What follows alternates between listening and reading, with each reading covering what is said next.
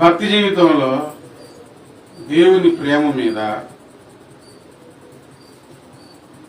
వారికి తలంచిన దైవ కార్యక్రమాలు చేసుకోవటం మనుషులకు అలవాటు, వారి సామర్థ్యం కొలది. దైవ కార్యక్రమాలు చేస్తూ చేస్తూ యథార్థత తప్పారనుకోండి, ఇవన్నీ ఎందుకు పనికిరావు. ఆ యథార్థత లేనితనం అనేది ముళ్ళ కంచెలాగా మారిపోయింది.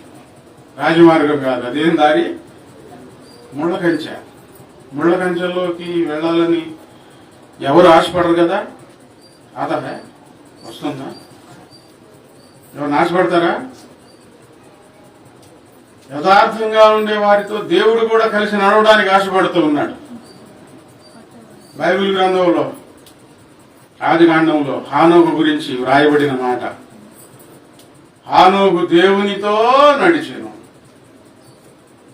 ఆయనతో ఎందుకు నడవనిచ్చాడు? ఆయన దేవునితో నడవాలని ఆశ ఉంటుంది, ఆయన నడవనివ్వాలిగా.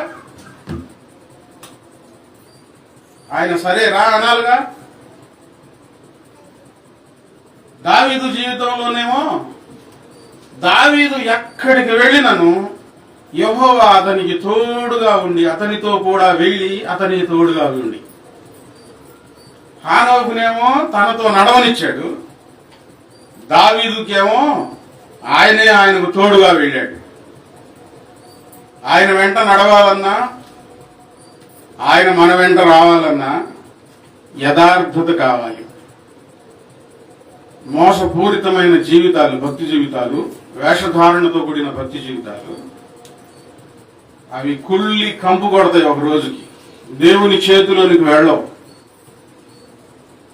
దేవుని తోడు ఇవ్వలేవు. మనం ఎలా ఉండాలి? ఇప్పుడు దేవుని నమ్ముకున్న తర్వాత ఉన్నది ఉన్నట్లుగానే మన జీవితం కనిపిస్తూ ఉండాలి, యథార్థంగా ఉండాలి.